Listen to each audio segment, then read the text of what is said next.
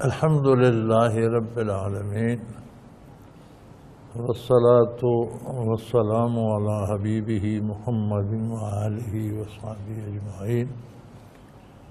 اعوذ باللہ من الشیطان الرجیم، بسم اللہ الرحمن الرحیم۔ باب السواک۔ سواک سے مراد دانتوں کی صفائی ہے، اسی لیے جو لکڑی کا ٹکڑا استعمال کیا جاتا ہے اسے مسواک کہتے ہیں۔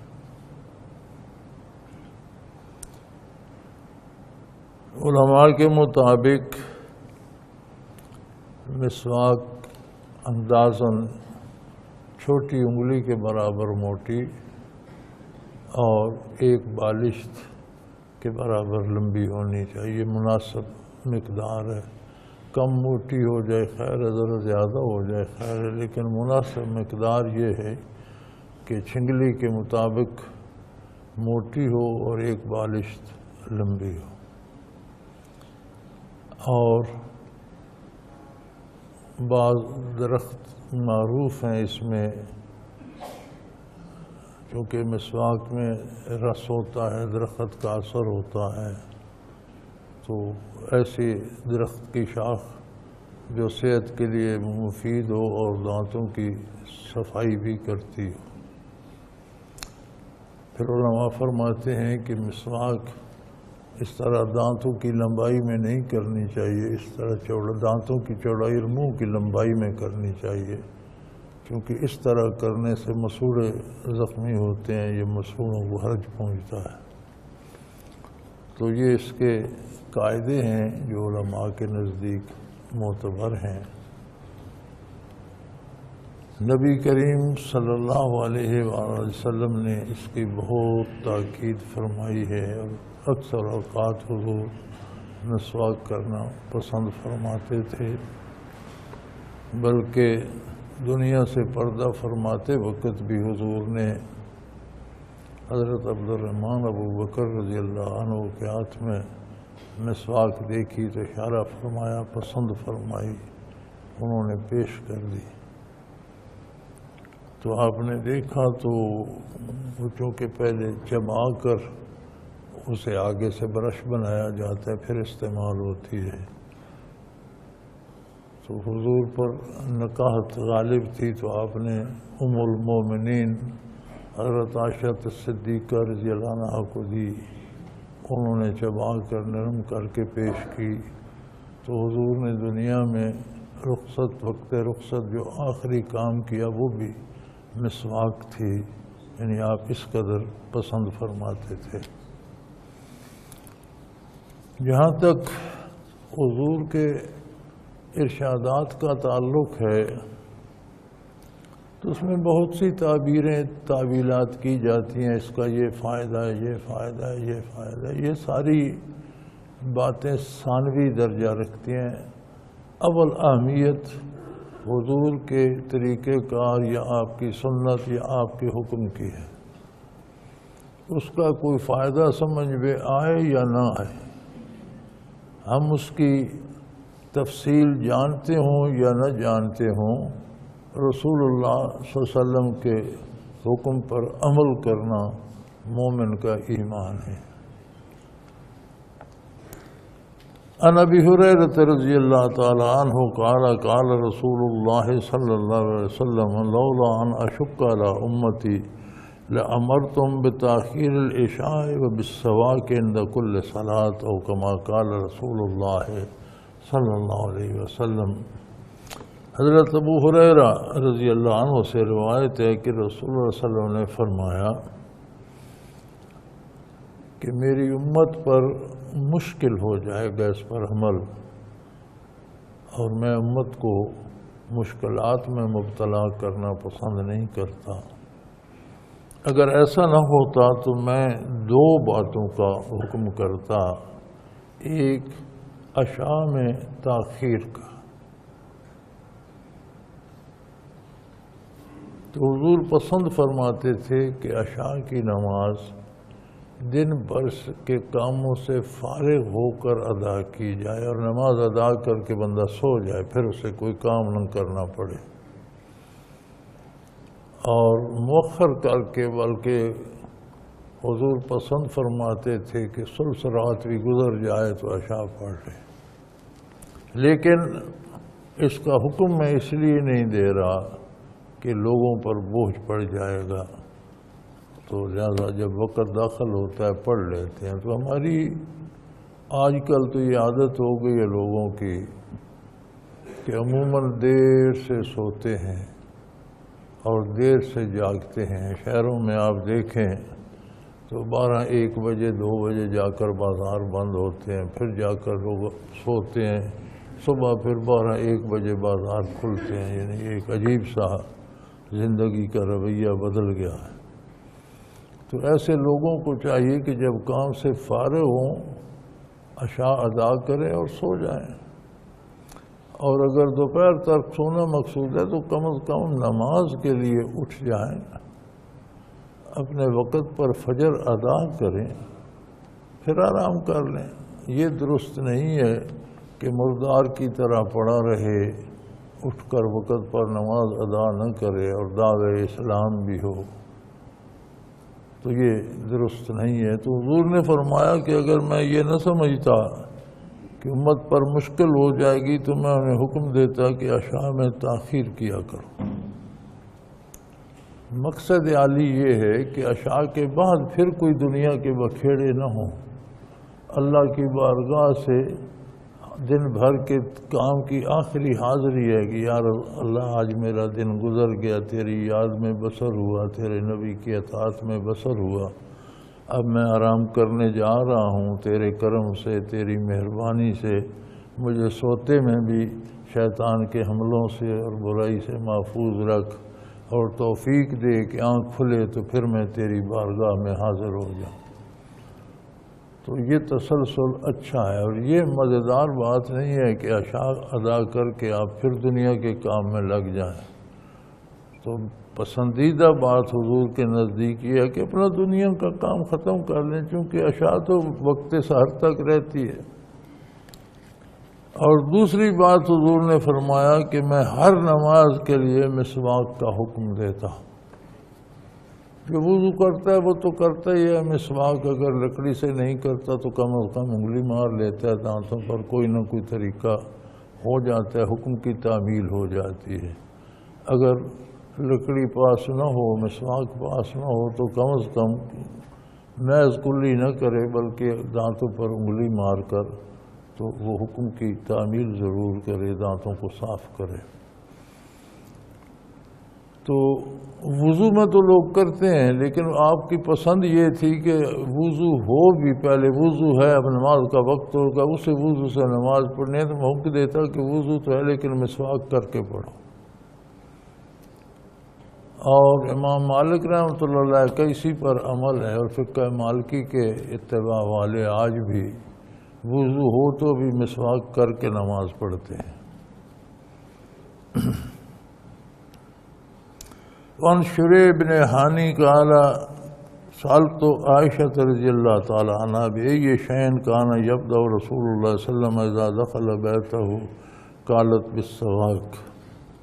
حضرت شریح بن حانی سے روایت ہے کہ میں نے حضرت عائشہ صدیقہ رضی اللہ عنہ سے پوچھا کہ نبی صلی اللہ علیہ وسلم جب گھر تشریف لاتے تھے تو سب سے پہلا کام گھر میں کیا کرتے تھے؟ تو آپ کی عادت مبارکہ تھی کہ جب گھر تشریف لاتے تو 2 رکعت نفل ادا فرماتے تھے۔ تو اس کے لیے وضو کرتے اور پھر مسواک پوری احتیاط سے اس کے لیے وضو کے ساتھ مسواک فرماتے۔ تو حضرت عائشہ رضی اللہ عنہ نے فرمایا کہ پہلا کام یہ ہوتا تھا کہ آپ مسواک طلب فرماتے اور مسواک کرتے تھے صلی اللہ علیہ وعلی آلہ وسلم۔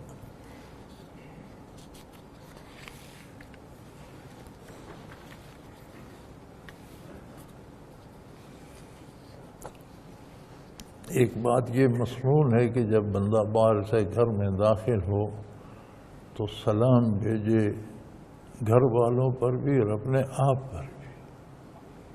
عربی میں نہیں آتا تو جو زبان ہے اس کی، اس زبان میں کہہ لے کہ اللہ میرے گھر پر، میرے گھر والوں پر بھی سلامتی بھیج اور مجھ پر بھی سلامتی بھیج۔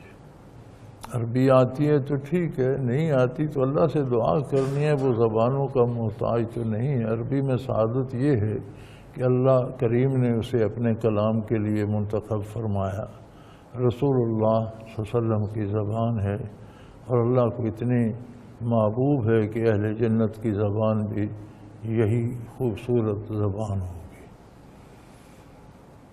تو عربی میں مسنون سلام ملتا ہے، نہ یاد ہو تو گھر داخل ہو تو اللہ سے اپنی ذات کے لیے اپنے پر بھی سلام بھیجے اور اہل خانہ پر بھی اور گھر پر بھی کہ اللہ میرے گھر پر بھی سلامتی بھیج، گھر والوں پر بھی اور مجھ پر بھی اپنی سلامتی نازل فرما۔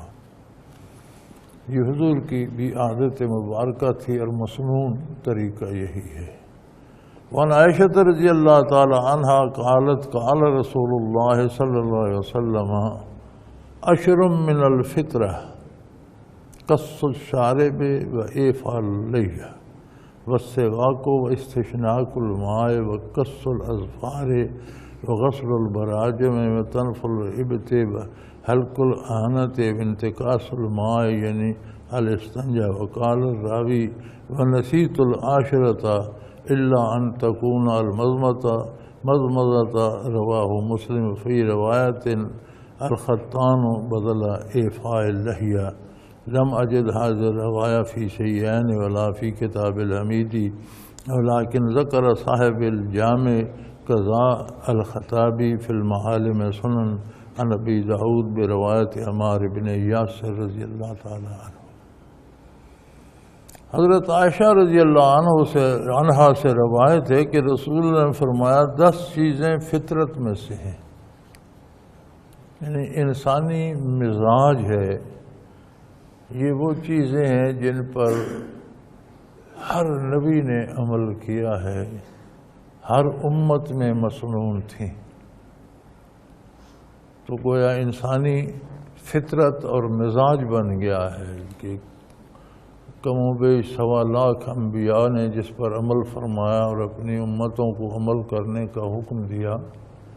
تو یہ چیزیں 10 چیزیں جو ہیں یہ صرف آپ صلی اللہ علیہ وسلم کی سنت مبارکہ نہیں ہے، ہر نبی کی سنت، ہر امت کا اس پہ عمل رہا۔ تو اتنی خلق خدا آدم علیہ نبینا علیہ الصلوۃ والسلام سے لے کر حضور اکرم صلی اللہ علیہ وسلم تک تمام انبیاء نے، تمام امتوں نے جن طریقوں کو اپنایا تو وہ گویا مزاج انسانی بن گیا، انسانیت کا مزاج بن گیا، فطرت بن گئی انسانوں کی۔ وہ 10 چیزیں کیا ہیں؟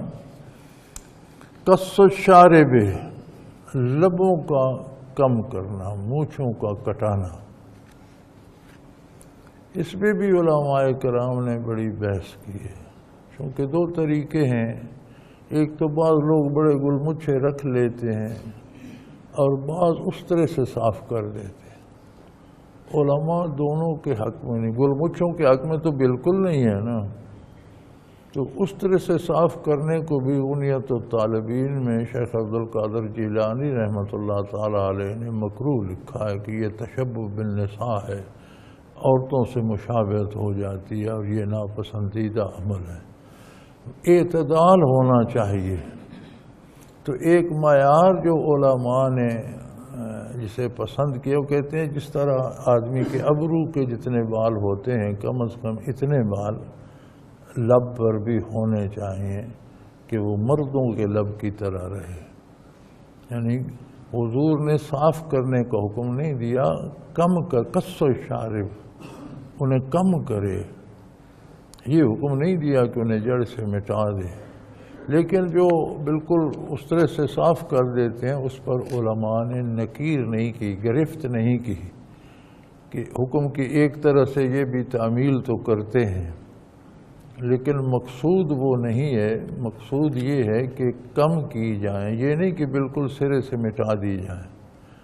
تو اعتدال ہے اس میں، کم کر دی جائیں، یہ نہیں کہ بال منہ میں پڑ رہے ہیں یا پانی پینا ہے تو اس میں ڈوب رہے ہیں، اس طرح نہ ہو۔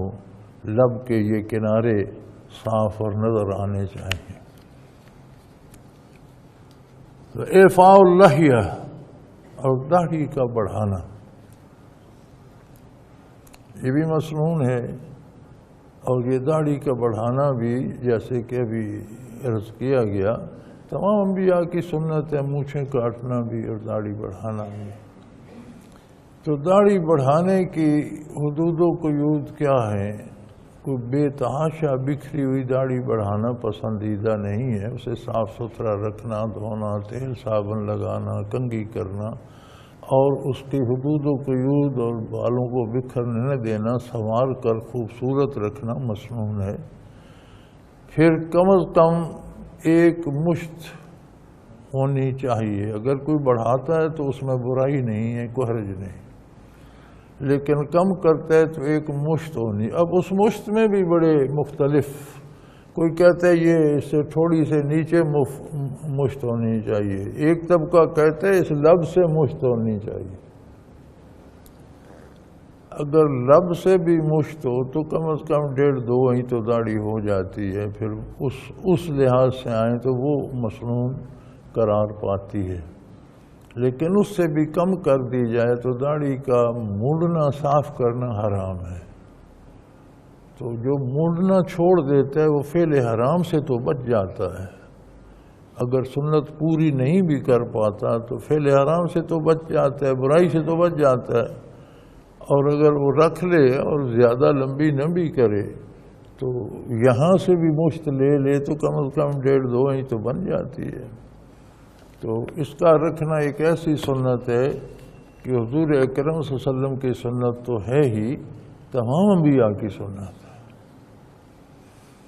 ہماری مصیبت یہ ہے، جیسا پہلے حدیث شریف میں گزر چکا، حضور اکرم صلی اللہ علیہ وسلم نے فرمایا کہ میری امت بنی اسرائیل کا اتباع کرے گی، یہود و نصارہ کے پیچھے چلے گی، اور آپ نے فرمایا کہ ان میں سے کسی نے اعلانیہ والدہ سے برائی کی ہوگی تو یہ بھی کریں گے۔ اب وہ وقت آ گیا ہے، ہم دیکھتے ہیں کہ یہود و نصارہ جو فیشن وہ صاف کرتے تھے ہم صاف کرتے رہے، اب انہوں نے داڑیاں چھوٹی چھوٹی رکھنی اور ان میں فیشن یہاں تک مونڈ دی، یہاں رکھ لی، اس میں یہ کونا بنا دیا، وہ بنا دیا، سر کا کوئی ایسا مونڈ دیا، کوئی رکھ لیا، حالانکہ اسے بھی حضور نے حرام فرمایا ہے کہ بال رکھنے ہیں تو سارے رکھو، کاٹنے ہیں تو سارے کاٹ دو۔ لیکن ہم حضور کا اتباع چھوڑ کر بنی اسرائیل کا اتباع اختیار کی ہوئے، ظاہری جو ہمارے حلیے آج کی ہماری اولادیں، ہمارے بیٹے پوتے ہمارے سامنے وہی حلیہ بنائے پھرتے ہیں۔ اور میں حیران ہوتا ہوں کہ جب سنت داڑھی رکھی جاتی تھی تو کوئی رشتہ لینے جاتا تو اگلے یا بچی کی ماں اعتراض کرتی تھی کہ ہم داڑھی والے کو رشتہ نہیں دیتے۔ اب جو وہ اسرائیلی سٹائل کی داڑیاں ان پر کوئی اعتراض نہیں کرتا، انہیں خوش ہو کے دیتے ہیں کہ یہ تو جدید زمانے کا بچہ ہے اور دنیا کو جانتا ہے۔ اس پہ مائیں بھی اعتراض نہیں کرتی، رشتہ دینے والے بھی اعتراض نہیں۔ اللہ ہمیں معاف فرمائے۔ والسواک، تیسری چیز مسواک ہے، یہ بھی تمام انبیاء کی سنت ہے اور اکثر کرتے رہنا چاہیے۔ دانتوں کی صفائی بھی ضروری ہے، اور منہ میں سانس کی آمد و شد سے، اور پھر بڑی رطوبت ہوتی ہے منہ میں، مختلف چیزیں کھانے سے مختلف اثرات مرتب ہوتے ہیں، کبھی میٹھا کھایا، کبھی کڑوا کھایا، کبھی کھٹی چیز کھائی، کبھی تلخ کھائی، تو مختلف مواد منہ میں جمع ہو کر مختلف بو پیدا کر دیتے ہیں۔ تو حضور فرماتے ہیں مومن کے منہ سے ناگوار بو بھی نہیں آنی چاہیے. تو مسواک ایک تو وہ جو لکڑ جس سے کیا جاتا ہے، یا آپ ٹوتھ پیسٹ سے کرتے ہیں تو اچھی قسم کا ہو اور اس میں منہ کی صفائی کا اہتمام ہو تو اچھی بات ہے، اس سے کر لیں. لیکن مقصد دانتوں کو صاف ہونا اور منہ کے لعاب وغیرہ کا خارج ہو جانا اور منہ سے ناگوار قسم کی بدبو نہ آئے، یہ بہت مناسب طریقہ ہے.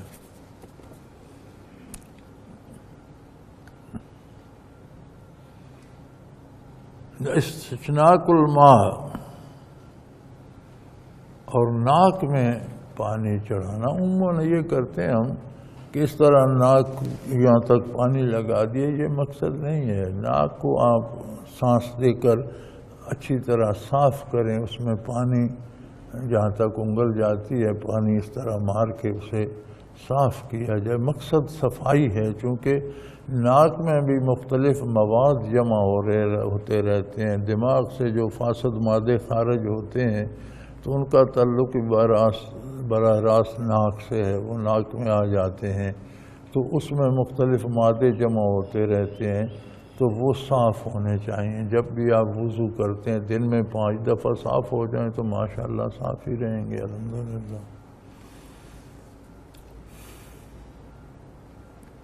وقص الاظفار اور ناخن ترشوانا،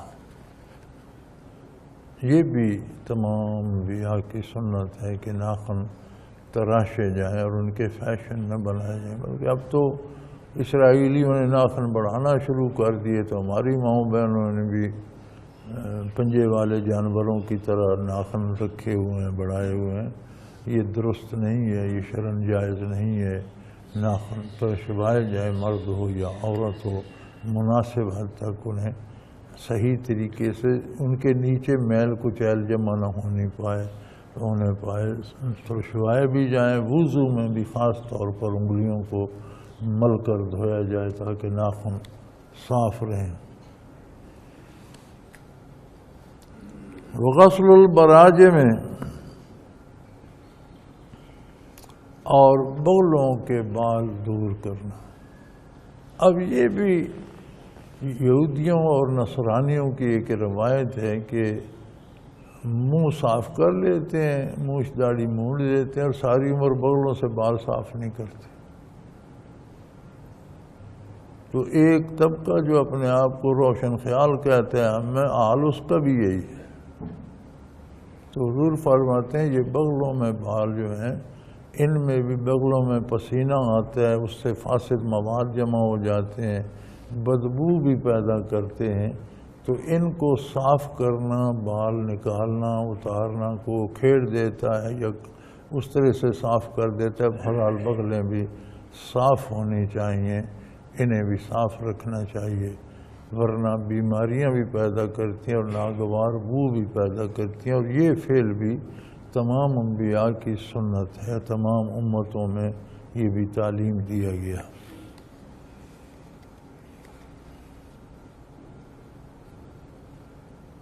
وطنف الابط،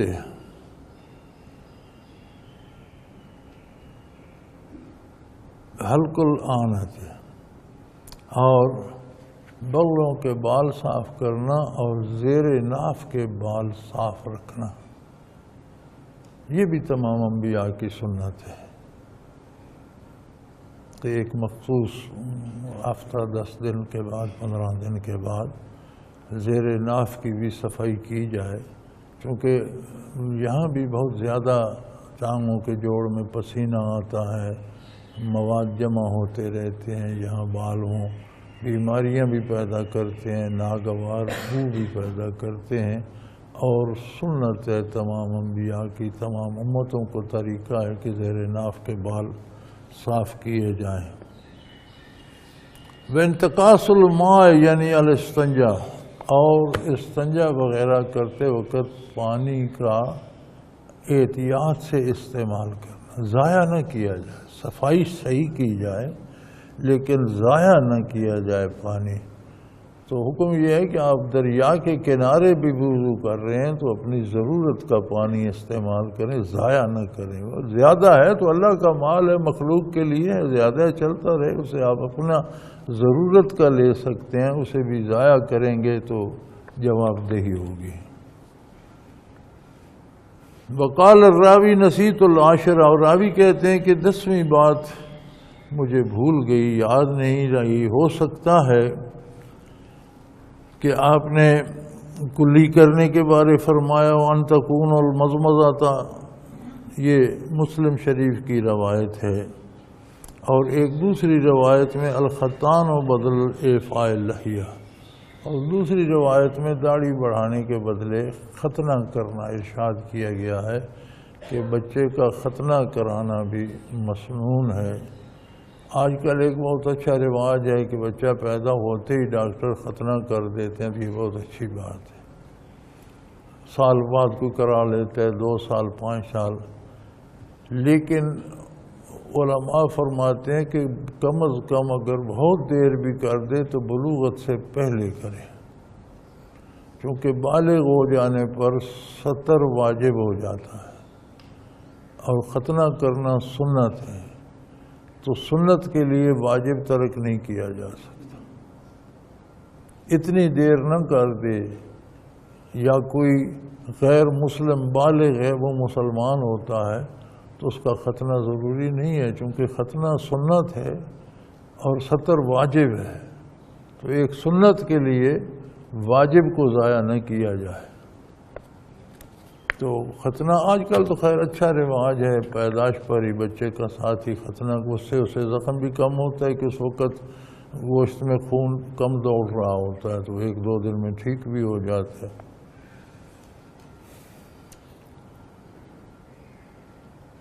اور یہ روایت صحیحین میں بھی ہے، کتاب یہ کہتے ہیں حضرت کہ میں نے تو اسے صحیحین میں اور کتاب حمیدی میں نہیں پایا، لیکن صاحب جامع نے ذکر کیا، اور خطابی نے معالم السنن میں، ابو داؤد نے حضرت عمار بن یاسر کی روایت سے اس روایت کا ذکر فرمایا ہے۔ وعن حذیفہ رضی اللہ تعالی عنہ قال کان النبی صلی اللہ علیہ وسلم اذا قام لتہجد من اللیل یشوس فاہ بالسواک۔ حضرت حذیفہ رضی اللہ عنہ سے روایت ہے کہ نبی صلی اللہ علیہ وسلم جب رات کو تہجد کے لیے کھڑے ہوتے تو مسواک ضرور کرتے تھے، کیونکہ انبیاء کی نیند ناقص وضو نہیں ہوتی۔ عشاء کے بعد اگر حضور سو بھی جاتے تو آپ کا وضو قائم رہتا تھا، الا یہ کہ آپ رفع حاجت کے لیے جائیں تو نیند سے وضو نہیں ٹوٹتا تھا، تو بعض اوقات حضور اٹھ کر اسی وضو سے تہجد پڑھ لیتے تھے، لیکن مسواک ہر حال کرتے، وضو کرتے تھے پھر تو ضرور کرتے تھے، لیکن اگر وضو نہ فرماتے تو بھی مسواک ضرور کرتے تھے، یہ آپ کی عادت مبارکہ تھی۔ دوسری فصل شروع ہوتی ہے، ان عائشہ رضی اللہ تعالی عنہا قالت قال رسول اللہ صلی اللہ علیہ وسلم السواک مطہرۃ للفم مرضات للرب، رواہ الشافعی و احمد و دارمی والنسائی و رواہ البخاری فی صحیح بلا اسناد۔ حضرت عائشہ صدیقہ رضی اللہ تعالی عنہا سے روایت ہے، انہوں نے فرمایا رسول اکرم صلی اللہ علیہ وسلم نے فرمایا مسواک منہ کی پاکیزگی اور اللہ کی رضامندی کا باعث ہے، یعنی مسواک سے صحت کی بہتری، منہ سے ناگوار مادوں کا اخراج اور خوشبو کا ہونا، بدبو کا زائل ہو جانا، یہ چیزیں تو مزید منافع ہے۔ اصل بات یہ ہے کہ اللہ کی رضامندی کا بھی سبب ہے، اس کی بنیادی بات یہ ہے کہ مسواک کرنے سے اللہ کریم راضی ہوتے ہیں، خوش ہوتے ہیں، اور جو ذاتی فائدہ صحت کو بھی ہوتا ہے اور منہ سے ناگوار بو بھی نہیں آتی، وہ اس سے مزید ہے۔ اس کو شافعی رحمۃ اللہ نے بھی روایت کیا ہے، اور احمد نے دارمی میں اور نسائی نے روایت کیا ہے اس کو، اور بخاری نے اپنی صحیح میں بغیر سند کے اس کو روایت فرمایا ہے۔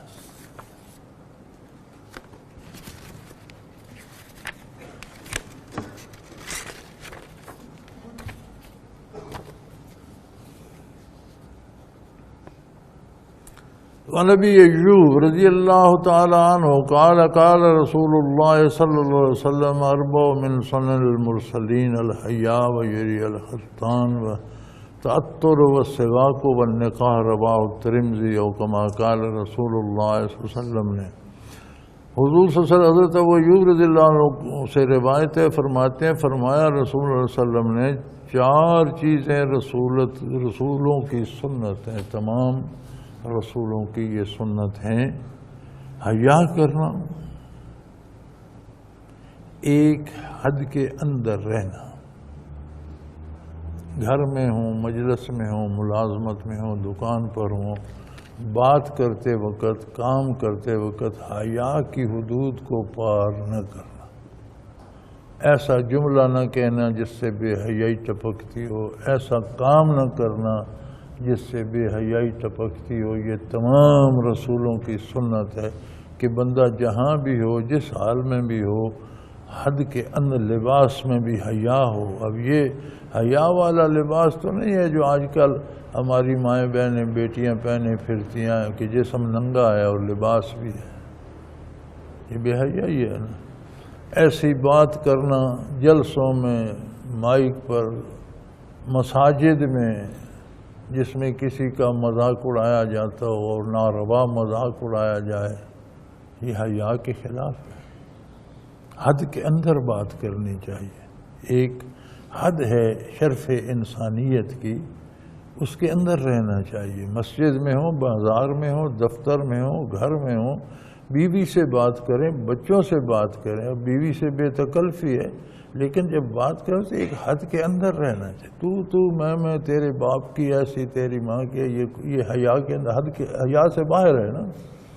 اسی طرح بیوی خامن کو تیرا یہ ہو گیا، تیرا وہ ہو گیا، تیرا باپ ایسا تھا، تیری ماں ایسی تھی، فرمایا یہ حد کے باہر بات ہے۔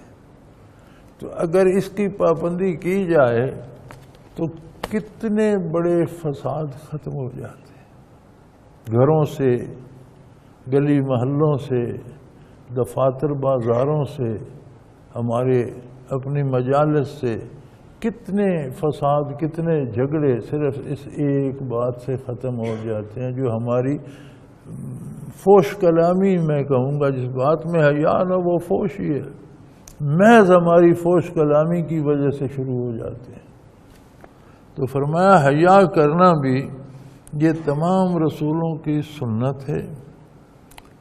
اور الختان، ختنہ کرنا، یہ سنت بھی فرمایا تمام رسولوں کی، کہ تمام مسلم امتوں میں ہر عہد میں ہر نبی کی امت مسلمان تھی اور وہ اسلام تھا۔ اللہ کی اطاعت، اللہ کے نبی کی اطاعت، اللہ کی کتاب پر ایمان، یہی اسلام تب بھی تھا، یہی اسلام اب بھی ہے۔ اب بھی اللہ کی کتاب، اللہ کے نبی، ضروریات دین پر ایمان لانا ہی اسلام ہے۔ ان امتوں میں اس اسلام کے احکام جدا تھے، اس کے احکام وقت کے ساتھ احکام بدلتے ہیں، عقائد اس وقت بھی وہی تھے، آج بھی وہی ہیں۔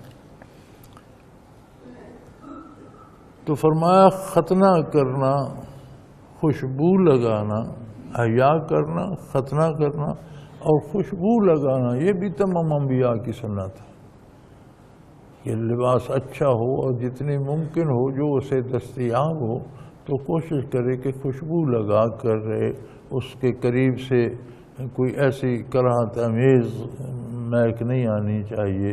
خوشبو لگائے گا تو اچھی ہوا اس کے پاس سے آئے گی۔ اور یہ تمام رسولوں کی سنت ہے۔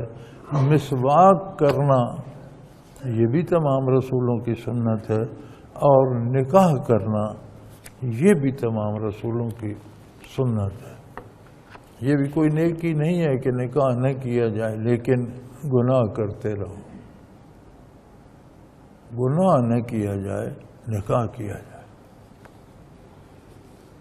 روایت کیا اس کو ترمذی نے، وعن عائشہ رضی اللہ تعالی عنہا قالت کان النبی صلی اللہ علیہ وسلم لا يرقد من اللیل ولا النہار فلیستيقظ الا يتسبق قبل ان يتوضا۔ حضرت عائشہ صدیقہ رضی اللہ عنہ فرماتی ہیں کہ نبی علیہ السلام جب بھی آرام کرتے، رات کو سوتے یا دن کو آرام فرماتے، تو ہر حال میں اٹھ کر وضو کرنے سے پہلے مسواک ضرور فرماتے تھے۔ رات کو اٹھے بیدار ہوئے، تہجد کے لیے وضو کیا تو مسواک کرتے تھے، فجر کو اٹھے نماز کے لیے وضو فرمایا تو مسواک کرتے تھے، بلکہ یہ حدیث گزر چکی کہ اگر اسی وضو سے نماز پڑھنا ہوتی پھر بھی مسواک ضرور کرتے تھے۔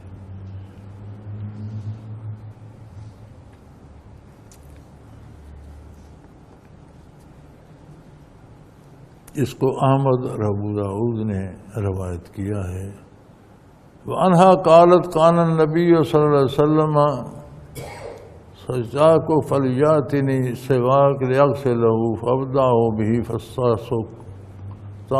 فاستاسکو ثم یغسلہ وادفعہ الیہ۔ حضرت عائشہ صدیقہ رضی اللہ عنہ سے روایت فرماتی ہیں حضور مسواک فرماتے اور پھر مجھے دھونے کے لیے عطا کر دیتے کہ اب اس مسواک کو دھو کر صاف کر دیجیے۔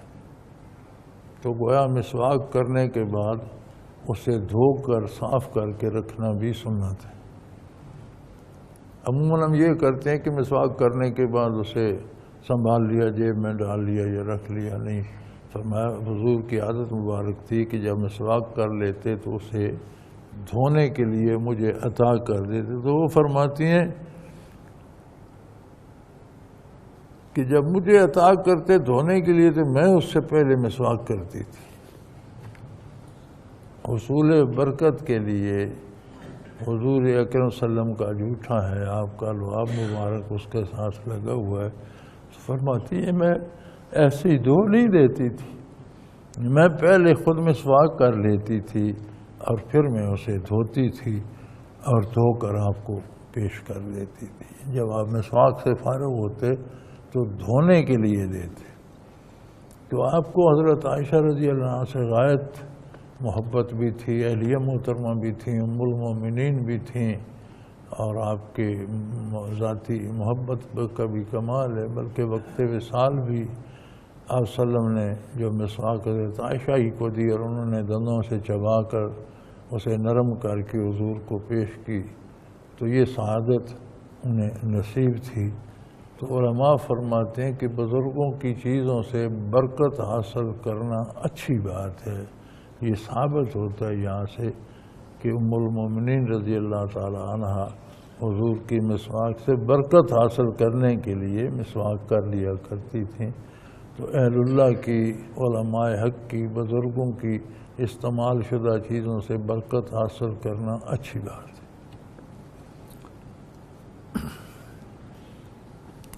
رواہ ابو داؤد، یہ حدیث ابو داؤد میں بیان کی گئی ہے۔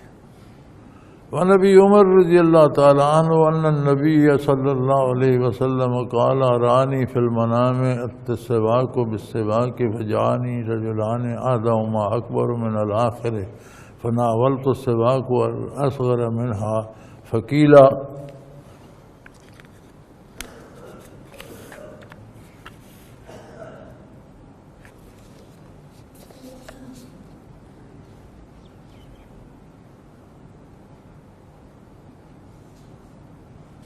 یہ آگے آپ نے یہ چھوڑ دیا اور اس کے الفاظ آگے نہیں۔ قیل لیا کبر فدفعته الى الاکبر منہما۔ حضرت ابن عمر رضی اللہ عنہ سے روایت ہے کہ یقین نبی صلی اللہ علیہ وسلم نے فرمایا کہ میں نے خواب میں دیکھا کہ میں مسواک کر رہا ہوں، تو میرے پاس دو آدمی آ گئے۔ یہ آپ اپنا خواب بیان فرما رہے ہیں کہ میں خواب میں مسواک کر رہا ہوں، اور انبیاء کا خواب وہی ہوتا ہے۔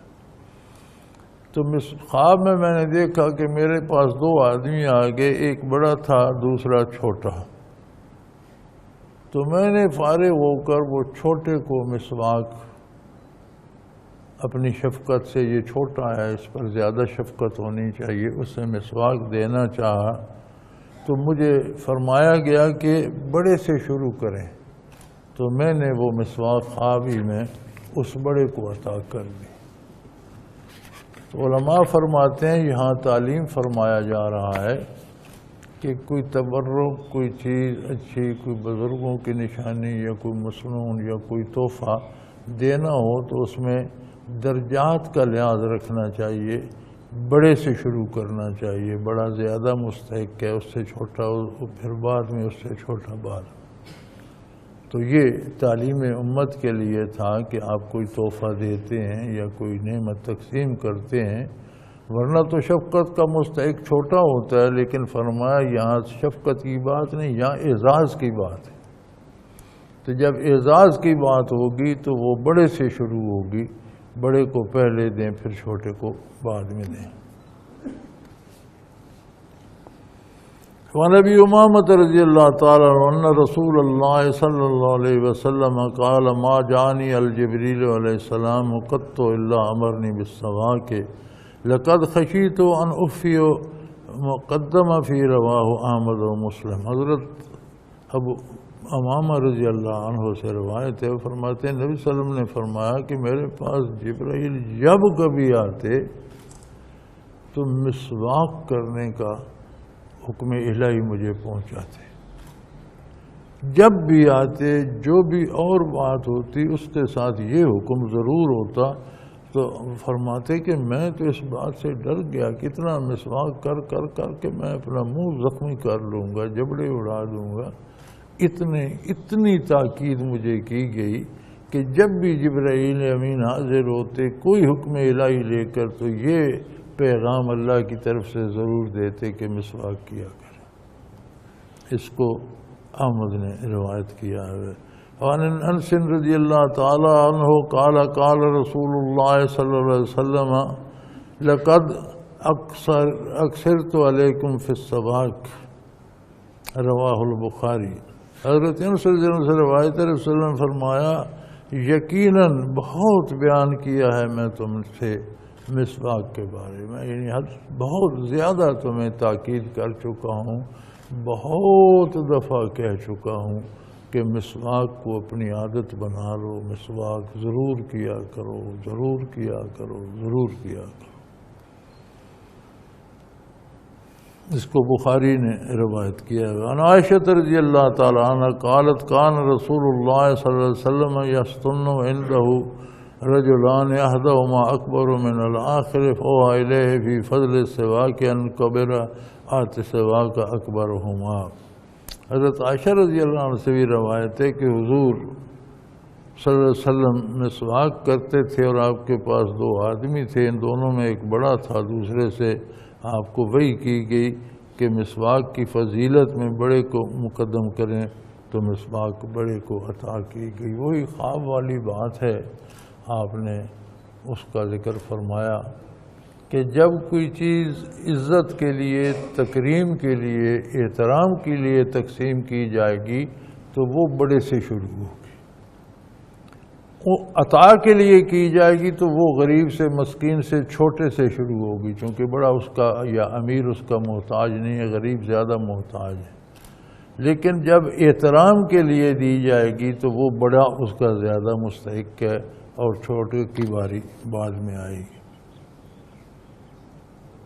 وعنہا قالت قال رسول اللہ صلی اللہ علیہ وسلم تفضل الصلاة التي يستاق لها على الصلاة التي لا يستاق لها 70 ضعفا۔ اسی حضرت عائشہ رضی اللہ عنہ سے روایت ہے، رسول اللہ نے فرمایا کہ جس نماز میں مسواک کی گئی ہو اس نماز سے جس کے وضو میں مسواک نہ کی گئی ہو درجات میں 70 گنا بڑھ جاتی،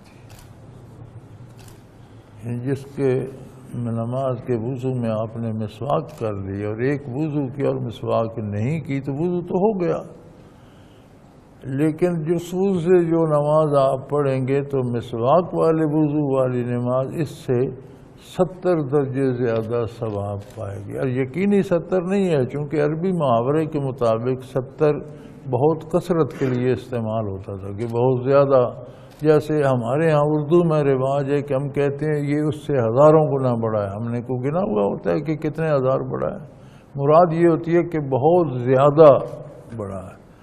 تو اس سے بھی یہ بھی مراد ہو سکتی ہے کہ حضور نے فرمایا تو 70 گنا ہی ہو، اور یہ بھی مراد ہو سکتی ہے کہ بہت زیادہ ثواب پائے گا. یہ بہقی نے شعب الایمان میں بیان فرمائی ہے.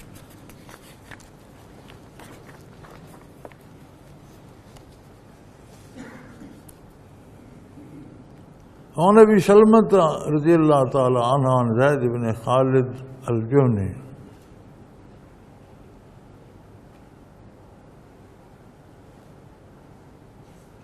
وعن ابی سلمۃ رضی اللہ تعالی عنہ عن زید بن خالد رضی اللہ تعالی عنہ الجہنی قال سمعت رسول اللہ صلی اللہ علیہ وسلم یقول لولا ان اشق علی امتی لامرتم بسواک عند کل صلاۃ وَلَأَخَّرْتُ الصَّلَاةَ الْعِشَاءَ إِلَى ثُلُثِ اللَّيْلِ قَالَ فَكَانَ زَيْدُ بْنُ خَالِدٍ يَشْهَدُ الصَّلَاةَ فِي الْمَسْجِدِ وَسِوَاكُهُ عَلَى أُذُنِهِ موضع القلم من الأذن الكاتب لا يقوم إلى الصلاة إلا استنى ثم رده إلى موضعه. رواه الترمذي وأبو داود إلا أنه لم يذكر اخرت صلاۃ العشاء الی ثلث اللیل وقال الترمذی ھذا حدیث حسن صحیح.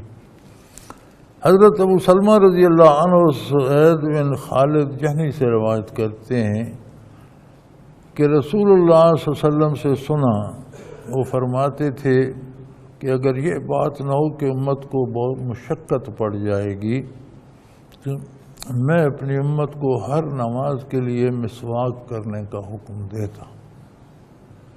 یعنی وضو میں تو اکثر کی جاتی ہے، تو بعض اوقات بندہ باوضو ہے تو نماز کا وقت ہو گیا اسی سے نماز پڑھے. فرمایا اس میں بھی میں حکم دیتا کہ وضو ہے تو نماز کے لیے مسواک ضرور کرے. لیکن حکم اس لیے نہیں دے رہا ہوں کہ میری امت پر یہ مشکل پڑ جائے گی. مراد یہ ہے کہ اگر کوئی کرے تو بہت اچھی بات ہے، اللہ کو بھی پسند ہے، رسول اللہ صلی اللہ علیہ وسلم کی بھی پسندیدہ بات ہے.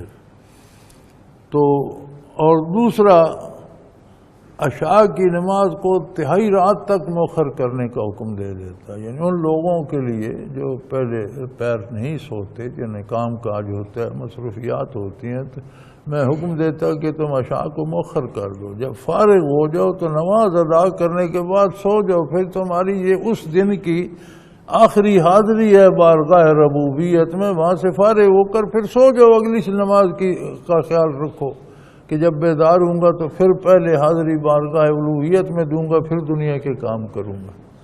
تو عشاء سے فارغ ہو کر پھر دنیا کے کاموں میں نہ لگ جاؤ. اور یہ اچھا طریقہ ہے، آج بھی اپنایا جائے تو حضور کے ہاں پسندیدہ ہے، اللہ کے ہاں بھی پسندیدہ ہے. اب جب رواج ہی الٹ ہو گیا، لوگ 1:30 2 بجے 2:30 بجے سوتے ہیں، تو انہیں چاہیے کہ عشاء کی نماز آخر میں ادا کریں، یا کم از کم سونے سے پہلے تہجد ہی پڑھ لیں. آخری کام تو نماز ہو. تہجد میں ثواب زیادہ ہے کہ سو کر اٹھ کر پڑھا جائے، لیکن عشاء کے بعد یہ نفل ہو جاتے ہیں. خواہ عشاء کی نماز کے ساتھ ہی پڑھ لو تو بھی تہجد کے نفل ادا ہو جاتے ہیں. ثواب زیادہ اس میں ہے کہ عشاء پڑھ کے سو جائے اور سو کر اٹھ کر پھر نوافل پڑھے تو زیادہ ثواب ہے. لیکن جہاں تک نوافل ادا کرنے کا، تو بعض لوگ کیسے ہیں جو سو جاتے ہیں تو کہتے ہیں شہری کو اٹھ نہیں سکتا، تھکا ہوا ہوتا ہوں، دن بھر کا مزدوری ہوتی ہے یہ، تو وہ عشاء کے بعد تہجد پڑھ کے سو جائیں. پھر یا جو لوگ 1:30 2 بجے تک دکانوں پر یا کاروبار میں لگے رہتے ہیں، اگر عشاء پڑھ بھی لی ہے تو کم از کم سونے سے پہلے تہجد تو پڑھ لو. حضور کی عادت مبارک 8 رکعت کی تھی، کم از کم 4 رکعت پڑھنی چاہیے. تو 4 رکعت تو پڑھ لو. 8 نہیں پڑھ سکتے، فرصت یا نیند آ گئی ہے تو سونے سے تو آخری بارگاہ الوہیت کی حاضری ہو جائے، اس کے بعد کوئی کام نہ ہو، پھر بندہ سو جائے. تو اس کے بعد حضرت زید بن خالد جب بھی نماز کے لیے مسجد آتے تو ان کی مسواک یہاں کان پہ ہوتی، جہاں کاتب اپنا قلم رکھا کرتے. جیسے کاتب کے یہاں قلم ہوتا ہے، ان کے کان پہ مسواک ہوتی تھی. اور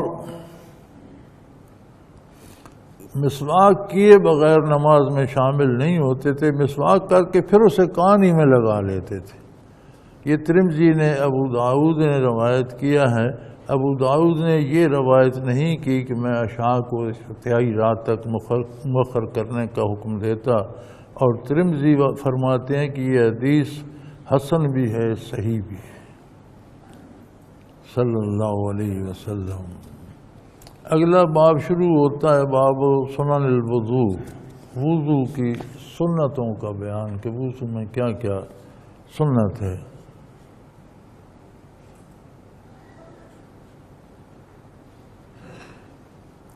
عن ابی ہریرہ رضی اللہ تعالیٰ عنہ قال قال رسول اللہ صلی اللہ علیہ وسلم استيقظ احدكم من نومه فلا يغمس يده في الآناء حتى يغسلها ثلاثا فإنه لا يدري أين باتت يده۔ حضرت ابو ہریرہ رضی اللہ عنہ سے روایت ہے، فرماتے ہیں رسول اللہ صلی اللہ علیہ وسلم نے فرمایا کہ جب تم نیند سے بیدار ہوتے ہو تو جب تک ہاتھوں کو 3 مرتبہ دھو کر صاف نہ کر لو تو کسی برتن میں نہ ڈالو، کہ سوتے وقت کسی کو کوئی پتہ نہیں کہ تمہارا ہاتھ جسم کے کس کس حصے کو لگا، کہاں پڑا رہا تمہیں یاد نہیں۔ تو صحرائے عرب میں ایک تو سادہ غذا ہوتی تھی، بہت تھوڑی ملتی تھی، لوگ زیادہ فربانی لاغر ہوتے تھے، گرمی بہت ہوتی تھی، سو جاتے تو پسینے بڑے آتے تھے، تو ہاتھ کوئی جسم کہیں کھجا لیا یا کہیں سطر پر لگ گیا تو پسینہ ساتھ لگ گیا، تو فرماتے تھے احتیاط کرنی چاہیے، تمہیں کیا پتہ سوتے میں ہاتھ کہاں لگ گیا، تو اٹھ کر کسی برتن میں ہاتھ نہ ڈالو، پہلے ہاتھ کو دھو کر صاف کر لو تو پھر برتن میں ڈالو۔ وانو قال قال رسول اللہ صلی اللہ علیہ وسلم استيقظ احدكم من منامه فليتوضا فليستنصر ثلاثا فإن الشيطان يبيت على خشومه او كما قال رسول اللہ صلی اللہ علیہ وسلم۔ حضرت ابو ہریرہ سے روایت ہے، فرماتے ہیں رسول اللہ نے فرمایا جب تم نیند سے بیدار ہوتے ہو تو وضو کر لو۔ بہت اچھی بات ہے کہ اٹھ کر وضو کر لو، فجر کو اٹھ کے نماز ادا کرنی ہے، پہلا کام وضو کا کرو، اور اپنی ناک کو 3 مرتبہ جھاڑو۔ یہ نہیں پانی ڈالنا تو الگ بات ہے نا، اسے جھاڑ کر صاف بھی کرو، مختلف مادے سوتے میں اس میں جمع ہو جاتے ہیں، تو فرمایا وہ تو شیطان رات وہیں گزارتا ہے، یعنی جہاں بھی غلاظت ہو جاتی ہے، جو بیت الخلاء ہیں، پیشاب پاخانے کی جگہ ہیں، یا جو جگہ بھی گندی جسم کا جو حصہ گندا ہوتا ہے، تو شیطان کو جسم میں داخلے کے لیے وہی دروازہ ملتا ہے۔ تو ناک میں پانی تو ڈالنا ہی ڈالنا ہے، اسے اچھی طرح جھاڑ کے صاف کر لو اور اس میں پھر پانی ڈالو۔ وضو کے ساتھ اس کی خاص تاکید فرمائی، مسواک کی، منہ بھی اچھی طرح صاف کیا جائے اور ناک کو اچھی طرح جھاڑ کر صاف کر کے پھر اس میں پانی ڈالا جائے۔ وقیل عبداللہ بن زید بن عاصم کیف کان رسول اللہ صلی اللہ علیہ وسلم یتوضا فدعا بوضوء فرغ على يديه فغسل يديه مرتين ثم مضمض واستنثر ثلاثا ثم غسل وجهه ثلاثا ثم غسل يديه مرتين إلى المرفقين ثم مسح رأسه بيده فأقبل بهما وأدبر بدأ مقدم رأسه ثم ذهب بهما إلى كفاه ثم ردهما حتى رجع إلى المكان الذي بدأ منه ثم غسل رجليه رواه مالك۔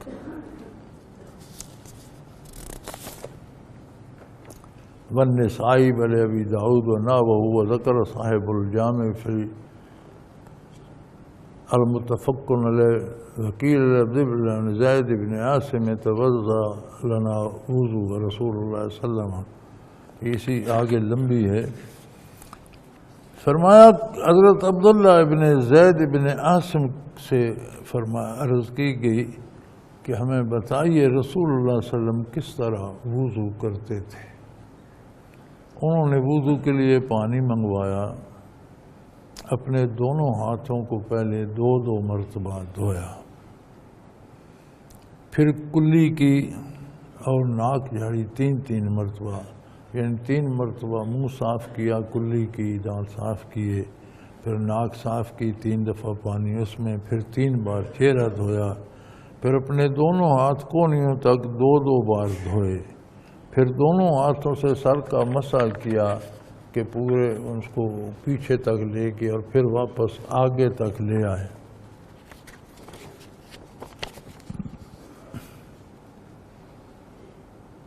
یعنی اپنے اگلی جانب سے یہاں سے شروع کیا اور گدی تک لے گئے، اور پھر واپس اسے آگے تک لے کے آئے۔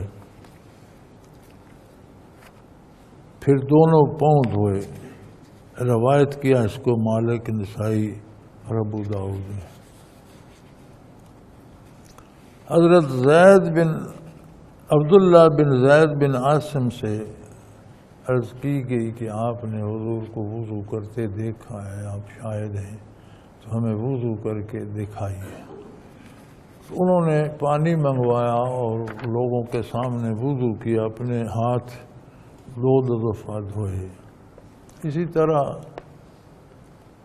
منہ صاف کیا، کلی کی ناک میں ڈالا، ناک صاف کی، 3 مرتبہ چہرہ دھویا، 2 مرتبہ بازو کونیوں تک دھوئے، سر کا مسح کیا، پیچھے تک ہاتھ لے گئے، واپس لے آئے، اور پھر پاؤں دھوئے۔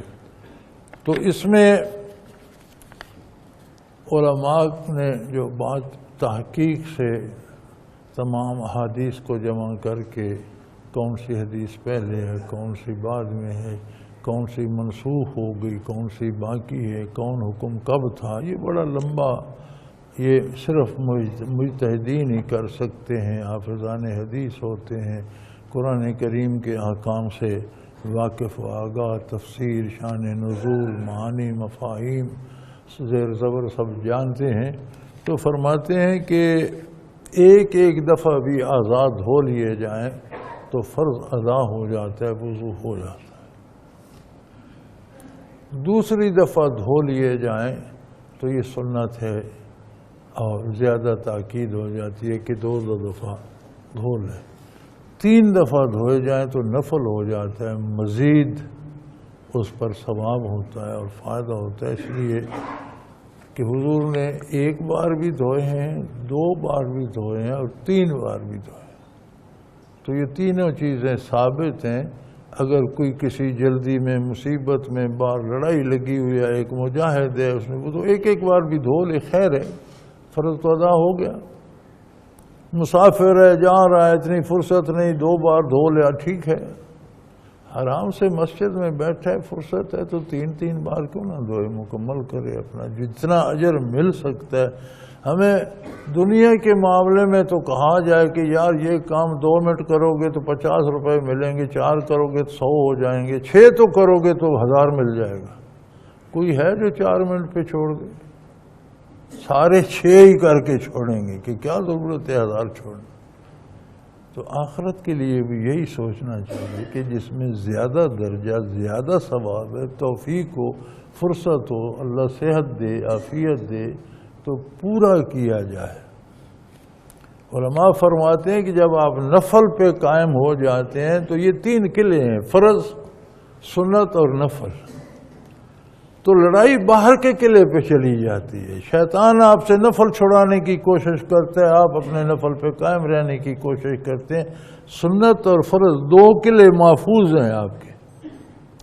اگر نفل چھوڑ دیں تو لڑائی سنتوں پہ آ جاتی ہے۔ پہلی دیوار قلعے کی آپ نے گرا دی، دشمن کے حوالے کر دی، تو پھر لڑائی سنت پہ آ گئی، دوسری دیوار پہ۔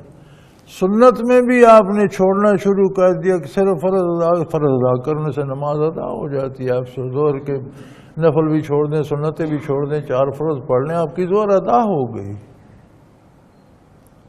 لیکن جو سنتوں کا ثواب تھا، جو نفلوں پر انعام تھا، وہ تو ضائع ہو گیا، اور لڑائی فرض پر آ گئی۔ آپ نے دوسری دیوار جو قلعے کی تھی وہ بھی شیطان کو سرنڈر کر دی، تو تیسری پر آپ کب تک لڑیں گے؟ جو 2 حصے قلعہ فتح کر چکا ہے وہ دشمن تمہیں تیسرے حصے پر کب تک رہنے دے گا؟ آخر فضل بھی سرنڈر کر جاؤ گے، فرض بھی رہ جائیں۔ تو لہذا یہ جنگ نفل تک رہے تو اچھی بات ہے۔ جہاں تک سر کے مسح کا تعلق ہے تو امام ابو حنیفہ رحمۃ اللہ تعالی علیہ کے نزدیک چوتھائی سر کا مسا کافی ہے. سارا کرے یہاں سے یہ انگلیاں یہاں سے پیچھے تک لے جائے اور ہتھیلی اس طرح یہاں سے یہ انگلیاں بچا کے رکھے. یہ انگلیاں مسا کر کے پیچھے تک ہتھیلی سے سائیڈوں کا کر لے اور ان انگلیوں سے کانوں کا مسا کر لے.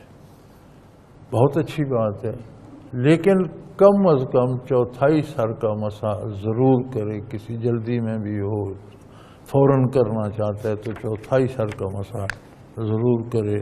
صلی اللہ علیہ وآلہ وسلم.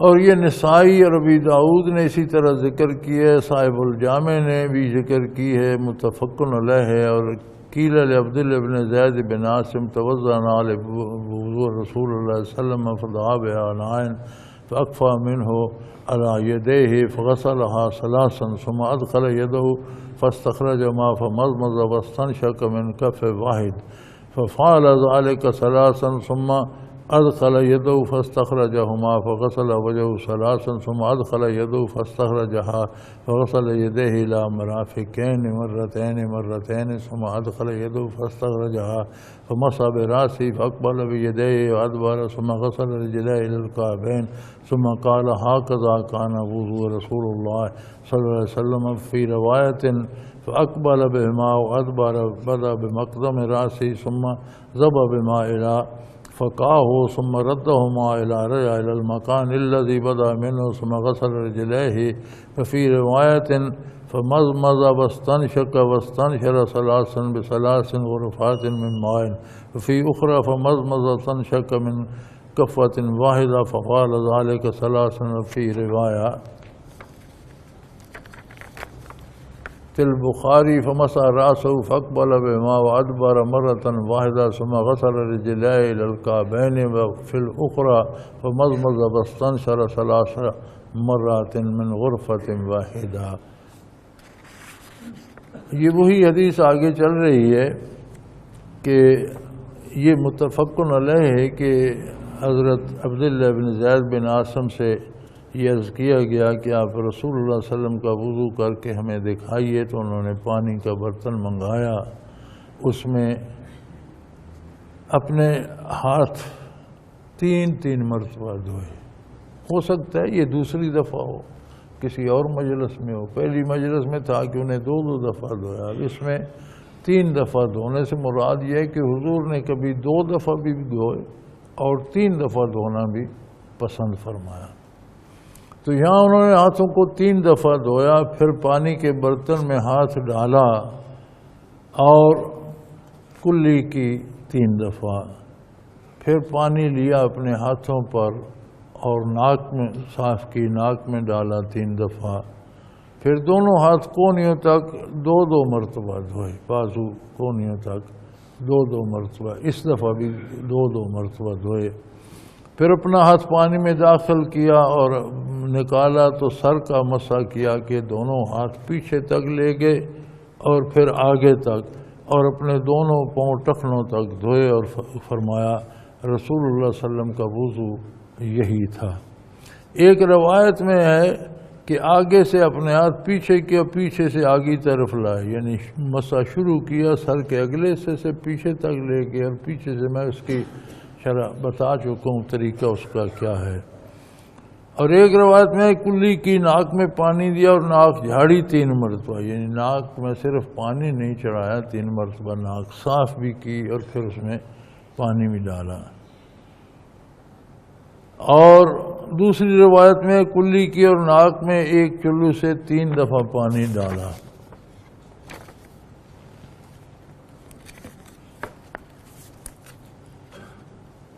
اور بخاری کی ایک روایت میں ہے کہ سر کا مسح کیا، آگے سے لے کے دونوں ہاتھ پیچھے اور پیچھے آگے لائے، پھر دونوں پاؤں ٹخنوں تک دھوئے. اور بخاری کی ایک اور روایت میں ہے کہ کلی کی ناک جھاڑی 3 مرتبہ ایک چلو سے، یعنی ایک چلو بھر پانی لیا، اسے 3 بار کلی کر لیا، تھوڑا تھوڑا کر کے 3 بار ناک میں ڈال لیا. تو یہ دونوں واقعات ملتے ہیں کہ 3 چلو لے کر بھی ڈالے اور ایک بار ایک چلو سے تھوڑا تھوڑا ڈال کے اس طرح بھی کر لیا. تو حضور اکرم صلی اللہ علیہ وسلم نے امت کی آسانی کے لیے مختلف اوقات میں مختلف طرح سے کام کیے ہیں تاکہ جو جس طرح بھی کر لے وہ سنت کے مطابق ہو جائے اور اسے سنت پر عمل کرنے کا ثواب مل جائے۔ اب آخر دعوانا ان الحمد للہ رب العالمین۔